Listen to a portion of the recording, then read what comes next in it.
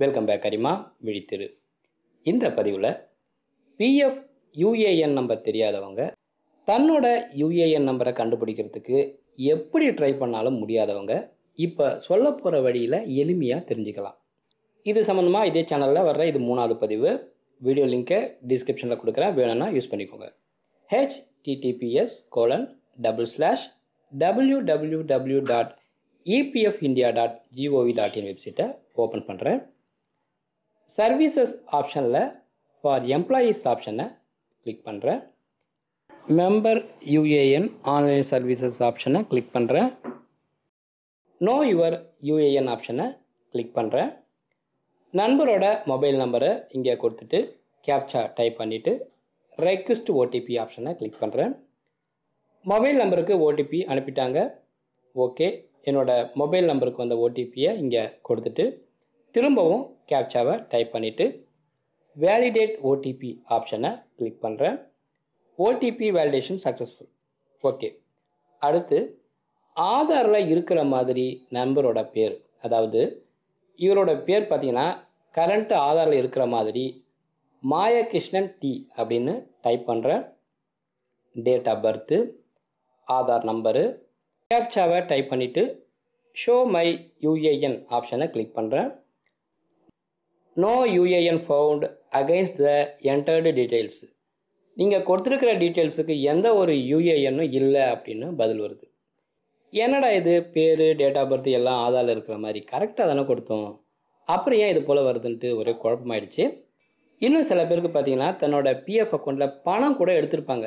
அவங்க தன்னோட யூஏஎன் நம்பரை மறந்துட்டு திரும்பவும் கண்டுபிடிக்கிறதுக்கு ட்ரை பண்ணால் பல பேருக்கு இதை கண்டுபிடிக்க முடியறதில்ல. இன்னும் பல பேருக்கு பிஎஃப் யூஏஎன் நம்பரே தெரியாது. அப்படிப்பட்டவங்களுக்கும் இதே பிரச்சனை தான்.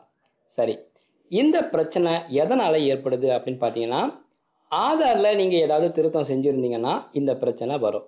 இதை சரி பண்ணுறதுக்கு என்ன பண்ணணும்? முதல்ல உங்கள் பேர், டேட் ஆஃப் பர்த்து இபிஎஃப் ரெக்கார்டில் எப்படி இருக்குன்னு தெரியணும்.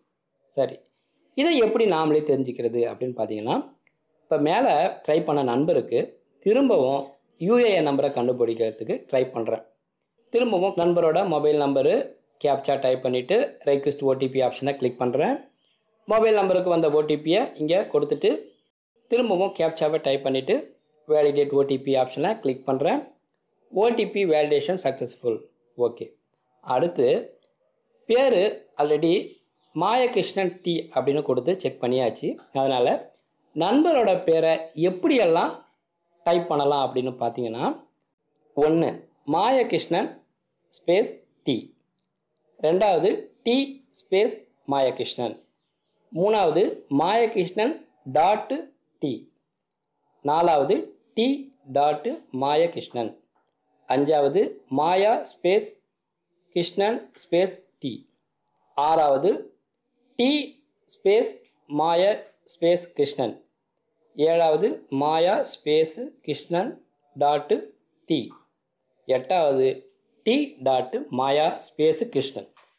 இந்த 8 டைப்பில் ஏதாவது ஒரு பேரில் தான் பிஎஃப் ரெக்கார்டில் இருக்கணும் அப்படின்னு முடிவு பண்ணிவிட்டு, ஏற்கனவே மாயகிருஷ்ணன் டி அப்படின்னு சொல்லிட்டு டைப் பண்ணி செக் பண்ணியாச்சு. அதனால் இப்போது டி ஸ்பேஸு மாயகிருஷ்ணன் அப்படின்னு டைப் பண்ணுறேன்.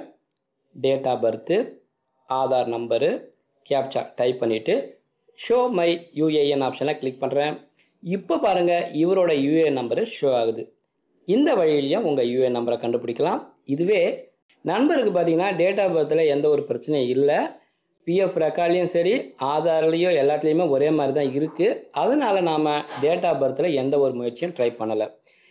இதுவே அவர் டேட் ஆஃப் பர்த்தில் ஏதாவது திருத்தம் செஞ்சுருந்தால்னா பழைய டேட் ஆஃப் பர்த்தை கொடுத்தோ, இல்லை எந்த டேட் ஆஃப் பர்த்தை எல்லாம் கொடுத்துருக்க வாய்ப்பு இருக்குதுன்னு சொல்கிறாரோ அதை ட்ரை பண்ணி பார்த்து நம்ம யூஏஎன் நம்பரை கண்டுபிடிக்கலாம்.